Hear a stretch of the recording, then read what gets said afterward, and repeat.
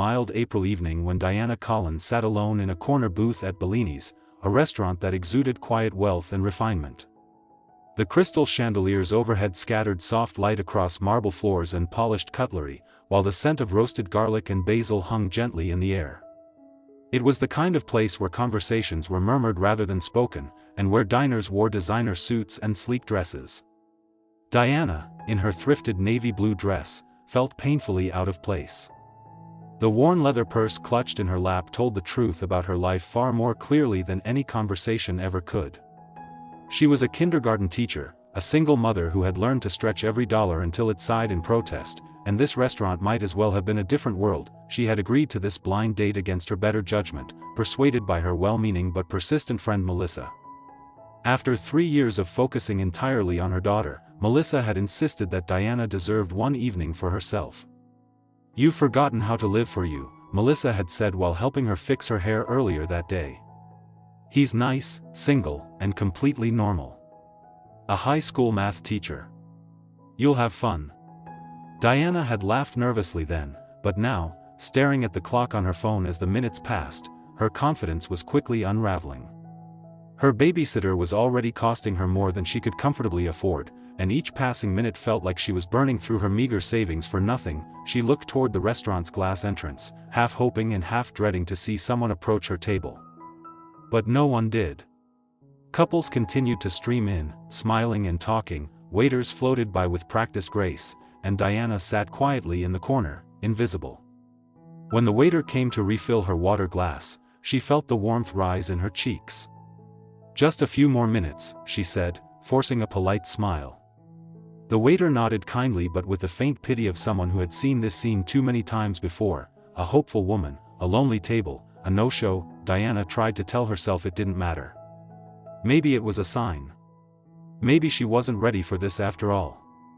What was she even doing here, surrounded by people who didn't have to count coins before ordering a meal?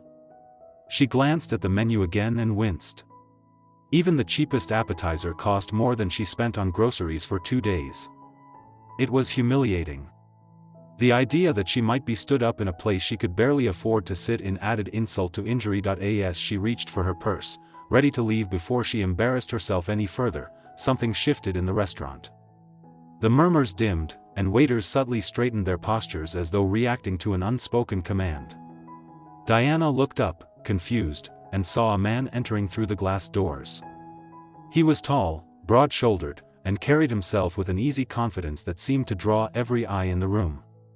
The dark suit he wore was perfectly tailored, the kind of suit that whispered money and influence. His presence seemed to change the air around him, commanding attention without effort. Diana watched with idle curiosity until her stomach dropped, because the hostess was walking directly toward her table, with the man following close behind. For a brief, mortifying moment, she thought there must be some mistake. Perhaps the staff were about to ask her to move to make room for someone more important. But the hostess stopped at her booth and smiled. "Miss Collins," she said. The man extended his hand with a faint smile. "Ryan Bennett.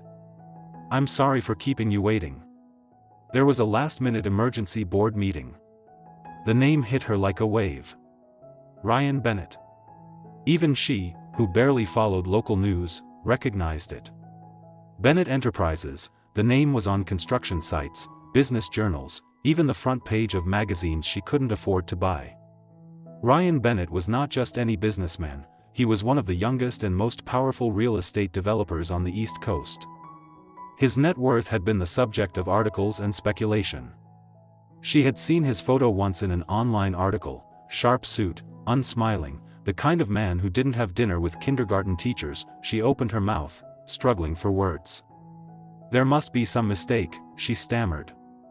"I was supposed to meet a friend of Melissa Parker's, a math teacher named Ryan." His eyes softened with amusement. "That would be me," he replied. "Though I haven't taught in quite a while. Melissa is my cousin, and she can be creative with her introductions." He smiled, and it wasn't the cold, polished smile of a corporate executive but something warmer, more human. Diana's pulse quickened. She didn't know what to say. The whole situation felt surreal, like a cruel prank. Why would Melissa set her up with someone like this? Why would a man like him even agree to meet her? She looked down at her thrifted dress and frizzy hair, painfully aware of every imperfection. She couldn't do this. I should probably go, she said, reaching for her purse again. This isn't what I expected. Ryan didn't move, didn't frown. Instead, he gestured toward the seat across from her. Please, he said calmly. At least let me buy you dinner after keeping you waiting. No expectations, just a meal and some conversation. There was something about the sincerity in his tone that made her hesitate. It wasn't pity, and it wasn't arrogance. He was offering her a chance to stay, to breathe, to maybe enjoy one small moment that wasn't dictated by responsibility or exhaustion. For years, every decision she'd made had been about survival, about her daughter, about bills, about work. Maybe Melissa was right. Maybe she deserved one night for herself. All right, she said finally, her voice soft but steady. But I need to be home by 9. My daughter's with the babysitter. If her mention of a child surprised him, he didn't show it. Instead, he smiled, a real smile that reached his eyes. Perfect, he said. That gives us just under 2 hours.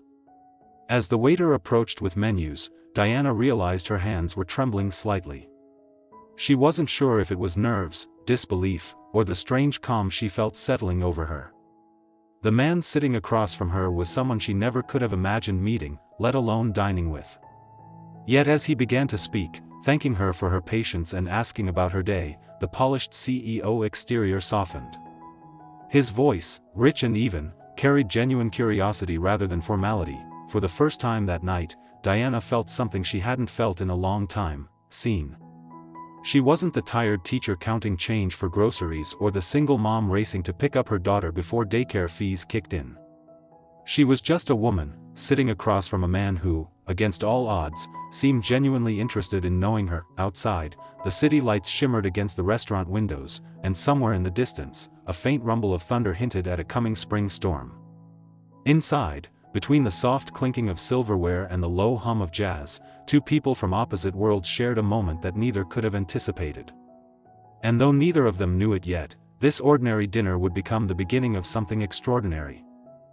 Ethan Cole stood on the sidewalk, the hum of city life swirling around him, but his focus was fixed solely on the folded napkin still clutched in his hand. The words, "Don't drink it. Leave now," replayed in his mind, each repetition heavier than the last. He was a man accustomed to calculated risks, to the ruthless games of corporate power, but never before had danger come this close to his personal life. For a moment, he simply breathed, allowing the shock to settle into quiet anger, not at the young waitress who had intervened, but at whoever had decided to turn a simple lunch into an attempted betrayal. He looked toward Lena, who stood a few feet away, visibly shaken yet composed enough to face him when he turned. Her courage struck him. It wasn't loud or dramatic, but it was the kind of courage that came from instinct and empathy, the kind that saved lives without ever meaning to. When he asked her what she had seen, her explanation was simple, factual, and laced with uncertainty. She told him about the strange way his associate had handled the glass, how his hand had hovered a little too long, how his eyes had darted around as if checking to see if anyone was watching. She admitted she didn't know exactly what she had seen, only that something felt wrong. Ethan listened in silence, his mind already piecing together possibilities. Poisoning wasn't a far-fetched idea in his world. He had made enemies, not through cruelty, but through ambition, through the very nature of leading a company that disrupted the status quo. The energy sector was filled with powerful players, and some would go to extreme lengths to eliminate obstacles. What unsettled him most was that the threat had come from within his circle, a colleague, a partner, someone he had trusted enough to sit across from at lunch. As the initial adrenaline faded, the weight of realization settled over him like cold iron. He was not safe, not even among those who smiled across the table. He looked at Lena again, really seeing her now. She wasn't just a waitress in a crisp white apron, she was an ordinary person who had noticed what everyone else had ignored, who had cared enough to act when it would have been easier to stay silent. "You need to leave here," he told her quietly. "If this was planned, someone might have seen you warn me."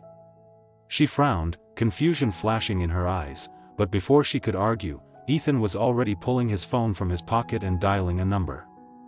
Within minutes, a sleek black SUV pulled to the curb, and his driver, an ex-military professional named Marcus, stepped out. Ethan gestured subtly toward Lena. "Take her somewhere safe," he said. "Don't tell anyone where until I call." Lena hesitated, her instinct to return to work clashing with the gravity of his tone. "I didn't mean to cause trouble," she whispered, clutching her apron. "I just didn't want something bad to happen." Ethan gave her a steady look. "You did the right thing," he said firmly. "But now you're part of this, whether you meant to be or not." She nodded uncertainly, glancing back at the restaurant that had moments ago been just another workplace. Now, it was a place of danger, deceit, and unanswered questions. As Marcus guided her into the vehicle, Ethan turned back toward the building. He knew he couldn't confront anyone directly, not yet. Doing so without proof would alert whoever was behind it and make them harder to catch.